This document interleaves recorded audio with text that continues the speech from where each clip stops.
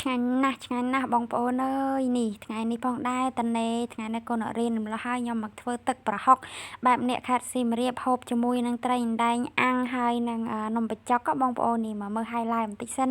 ដោយសារតែខ្ញុំធ្វើវាយប់ហើយអញ្ចឹងហើយ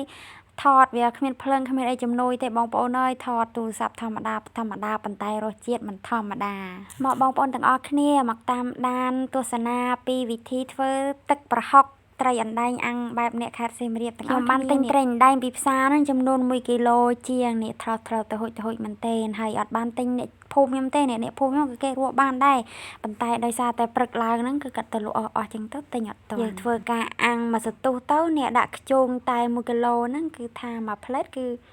ហុយស្រួយឆ្ងាញ់តែម្ដងតោះក្រោយមកហ្នឹងត្រីអណ្ដែងរបស់ខ្ញុំហ្នឹងគឺឆ្អិនហើយបងប្អូនទាំងអស់គ្នានេះគេថាខ្លាញ់គេពូកុហុចខ្ញុំក៏បានយកថាសហ្នឹងយកមកដាក់ត្រីអណ្ដែងរបស់យើងហ្នឹងទុកមួយឡែកសិនមើលតំណងមែនទែនបងប្អូនហើយបន្ទាប់មកទៀតហ្នឹងខ្ញុំមកធ្វើការលីងម្ទេសនេះខ្ញុំដាក់ម្ទេសអាចសាត់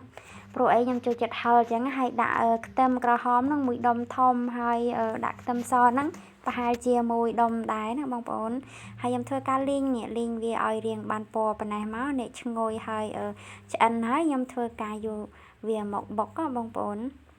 ស្រង់វាមកយើងយកមកបុកបងប្អូនអាចយកទៅកិនក៏បានដែរបងប្អូនតែដោយសារតែខ្ញុំអត់ចង់ប្រឡាក់ប្រដាប់កិនច្រើនអញ្ចឹងទៅខ្ញុំក៏បុកយកមកបុកបែបនេះបងប្អូនឃើញថាខ្ញុំបុកមួយសន្ទុះក្រោយមកហ្នឹងគឺថាល្អិតទេនេះបងប្អូនតបមកហ្នឹងខ្ញុំក៏បានទុកម្លាយសិនខ្ញុំមកធ្វើការកូរស្ករនេះបងប្អូនស្ករក្រហមរបស់យើងហ្នឹងកូរវាឲ្យរាងក្រហមបន្តិចមកតបមកហ្នឹងខ្ញុំដាក់ប្រហុកនេះប្រហុកសាច់ក៏បានប្រហុកឆ្អឹងក៏បានយើងដាក់វាមកល្មមមកយើងថាចូលចិត្តបែបណាអញ្ចឹងខ្ញុំយកវាមកកូរជាមួយនឹងស្ករក្រហមបែបនេះបន្ទាប់ពីខ្ញុំកូរវារួចបានមួយសន្ទុះក្រោយមកហ្នឹងខ្ញុំក៏បន្ថែមទឹកបន្តិចដើម្បីកុំឲ្យវារាងកោកពេកហើយបន្ទាប់មកទៀតហ្នឹងគឺខ្ញុំមកធ្វើការដាក់នៅខ្ទឹមម្ទេសដែលយើងលេងមុនហ្នឹងយើងកូរវាឲ្យរលាយចូលគ្នាជាមួយនឹង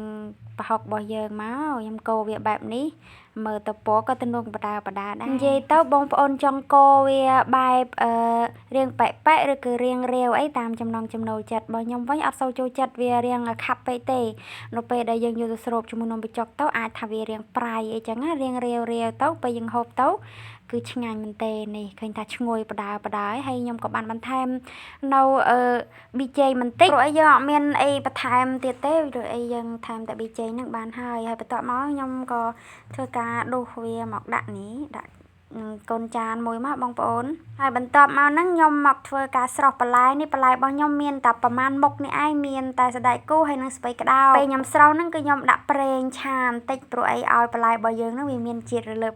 អីមើលទៅពណ៌បន្លែរបស់យើងវាអត់នេះវាមើលទៅវាស្រស់អំប្រងហើយរៀងមើលទៅវាថាវាពើវាស្រស់ឥឡូវបន្លែរបស់ខ្ញុំហ្នឹងក៏ឃើញថាឆ្អិនហើយ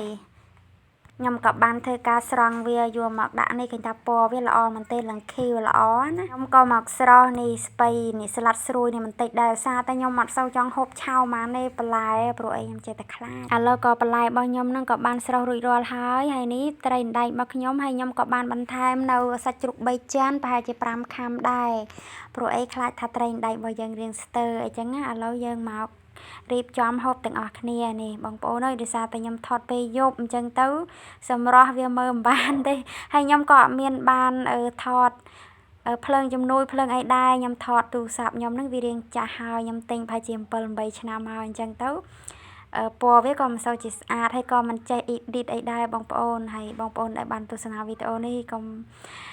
អធិស្ឋានឲ្យផងនឹងឯងដោយសារតែខ្ញុំអ្នកផលិតវីដេអូថ្មីថ្មោងអញ្ចឹងទៅអត់ដឹងថានិយាយមិនរៀបពាក្យមិនអីមិនទេអញ្ចឹងអរគុណបងប្អូនអ្នកបានទស្សនានេះខ្ញុំបានដាក់នំបញ្ចុកហ្នឹងចំនួន2 3ច្វាយនឹងឯងហើយបន្ទាប់មកនឹងក៏បានបេះត្រីនេះដាក់ត្រីដៃមួយត្មងទៅ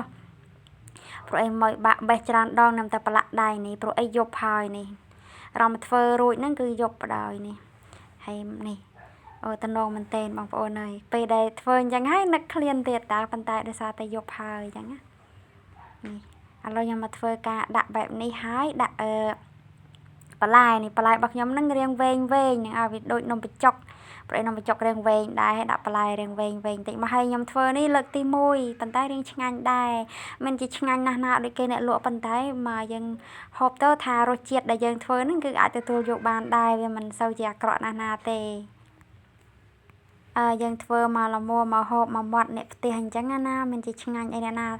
ណាទេហើយក៏ខ្ញុំមិនមែនជាអ្នកជំនាញខាងធ្វើម្ហូបធ្វើអីដែរគ្រាន់តែថាខ្ញុំធ្វើនេះគឺបែបលក្ខណៈក្រុមគ្រួសារហូបអញ្ចឹងណាមានតែប៉ុណ្្នឹងឯងវីដេអូរបស់ខ្ញុំមកបងប្អូននេះខ្ញុំអរគុណបងប្អូនដែលបានទស្សនាវីដេអូរបស់ខ្ញុំកុំភ្លេចជួយ like ហើយនិង comment ម្នាក់មួយផងអរគុណច្រើនជម្រាបលាបាយបាយ